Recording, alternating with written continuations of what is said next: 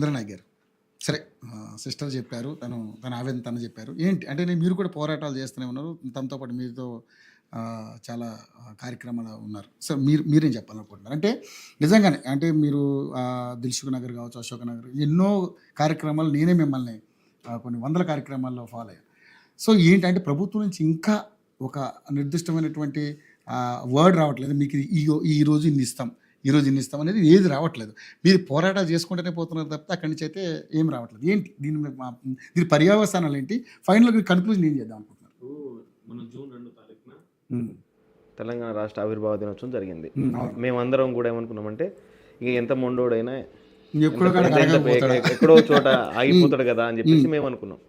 ఇక జూన్ 2 తారీఖు పొద్దున 9:10 ఆ టైంలో అందరం కూడా పాల ప్యాకెట్లు తీసుకుని రెడీగా ఉన్నాం. సరే ఒక 50,000 ఉద్యోగాలు 70,000 ఉద్యోగాలు చెప్పేసి నోటిఫికేషన్లు పడతాయి. ఇక తల్లిదండ్రులకు కూడా ఒక 50,000 60,000 పంపేయండి, ఇన్ని రోజులు మేము ఇక్కడ క్యాటరింగ్ చేసుకున్నాం, లేకపోతే వేరే పనికెళ్ళో ఆ డబ్బులు సంపాదించుకుని చదువుకున్నాం. కానీ ఇప్పుడు ఎగ్జామ్స్ టైం కదా, ఎగ్జామ్స్ వస్తాయి కాబట్టి కొంచెం మాకు ఇబ్బంది కాకుండా చదువుకోవడానికి ఇక సపోజ్ చేయండి అని చెప్పేసి మా తల్లిదండ్రులకు ఫోన్ చేసుకుంటా ఉన్నాం. ఇక మా ఫ్రెండ్స్ దగ్గర కొంతమంది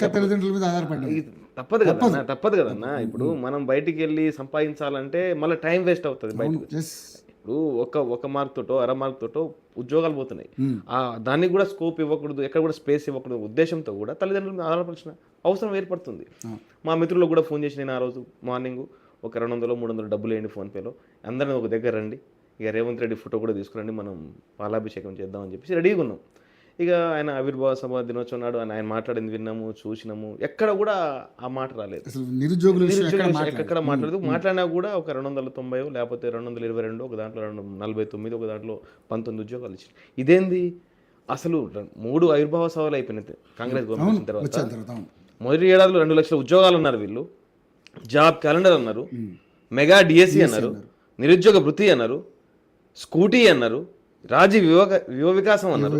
ఇవన్నీ కూడా ఇస్తామని చెప్పి ఇవాళ దాదాపు 2 సంవత్సరాలన్నర దాటిపోయింది, ఒక్క నోటిఫికేషన్ లేదు. ఇచ్చినా కూడా అది వందల సంఖ్యలో రాష్ట్రాలకు ఉద్యోగాలు ఇస్తున్నారు. మరి ఇవాళ వేల సంఖ్యలో లక్షల సంఖ్యలో ఇలా నిరుద్యోగులు దిల్సుఖ్ నగర్ వేదికగా అశోక్ నగర్ వేదికగా చూస్తున్నారు. ఇవాళ కాకుండా రేపు వస్తాయేమో అని ఒక ఆశతోటి చూస్తున్నారు. మరి వాళ్ళకి ఆశ గండికొట్టినట్లేదు కదా, గండికొట్టిన వాళ్ళు కదా వీళ్ళు. మరి ఎందుకు అట్లా చేస్తున్నారు? మీరు ఆ రోజు ఎన్నికల మేనిఫెస్టోలో ఎన్నికల హామీలో 2 లక్షల ఉద్యోగాలు ఇస్తాం, బరాబర్ ఉద్యోగాలు ఇస్తాం, నేను ఉన్నానని చెప్పి రాహుల్ గాంధీ అంటాడు. నిరుద్యోగులకు ఏం జరిగినా యువతకి ఏమైనా కూడా నేను హామీ ఉన్నా అని చెప్పేసి ప్రియాంక అని చెప్పింది. మీరిద్దరు యూత్ డిక్లరేషన్ ఇచ్చారు. మరి ఇలా ఎక్కడికి పోయారు? ఇలా అశోక్ నగర్లో లాఠీ తూటలు దెబ్బలు తింటుర్రు, దిల్సుఖ్ నగర్లో ధర్నాలు చేస్తున్నారు. మరి ఎక్కడ పోయారు మీరు? ఎక్కడ పోయారు? మరి కాంగ్రెస్ పార్టీ పెద్దలు కానీ, కాంగ్రెస్ పార్టీ మంత్రులు కానీ, కాంగ్రెస్ పార్టీ ఎమ్మెల్యేలు కానీ చచ్చిపోయి రాయి తెలంగాణ రాష్ట్రంలో అంటున్నా. ఇలా కాంగ్రెస్ పార్టీ వచ్చి దాదాపు 18 మంది నిరుద్యోగులు చనిపోయారు. కనీసం వాళ్ళ ఇంటికి వెళ్ళి మీ వార్డు మెంబర్ అయినా లేకపోతే మీ సర్పంచ్ పరామర్శించారా? ఆ రోజు ప్రవళిక చనిపోయినప్పుడు పెద్ద గోల చేసిర్రు. పెద్ద అంటే మామూలు గోల కాదు. ఇక రాష్ట్రంలో వీళ్ళ వల్లనే చనిపోయింది, ఈ ప్రభుత్వం వల్లనే చనిపోయిందని చెప్పి పెద్ద గోల చేసిర్రు. మరి ఇలా 18 మంది నిరుద్యోగులు చనిపోయారు కదా, మరి దాని గురించి ఎందుకు మాట్లాడతలేరు? ఒక ఆయన అంటాడు, ఒక ఐఏఎస్ ఆఫీసర్ అంటాడు, ధనకిషోరో నిరుద్యోగులంట ఉపాధి పనులకు పోవాలంట. సిగ్గుందా నీకేమన్నా? మరి నువ్వు పోరాదు, మరి నీకెందుకు ఉద్యోగం? ఇలా ఉపాధ్యాయుడు కావాల్సిన ఉపాధి హామీ పనులు పోతుండు, ఇలా కలెక్టర్ కావాల్సిన కూలి పని పోతుండు. ఇంకోటి ఇలా కాకి డ్రెస్ వస్తుంది, ఇలా కాకి డ్రెస్ పడితే నాకు ఇంజన్ చెప్పి కాఫీ షాప్లో పనిచేస్తుంది ఇలా నిరుద్యోగులు. ఇలా దిల్సుఖ్ నగర్లో చాలామంది నిరుద్యోగులు వీళ్ళు నోటిఫికేషన్ ఇయ్యరు అని చెప్పేసి చాలామంది పాన్ షాపు లేకపోతే వేరే షాపులో ఏదో వగేరా షాపులు పెట్టుకుని ఇలా వాళ్ళ జీవనాన్ని కొనసాగిస్తారు. మరి ఇలా వీళ్ళేం మాట్లాడతారు? మీరు ఇచ్చిన హామీలు గంగల పాలే. మీరు ఆ రోజు అన్నీ చెప్పారు, మాట మార్చిర్రు, మాట తీసుకున్నారు.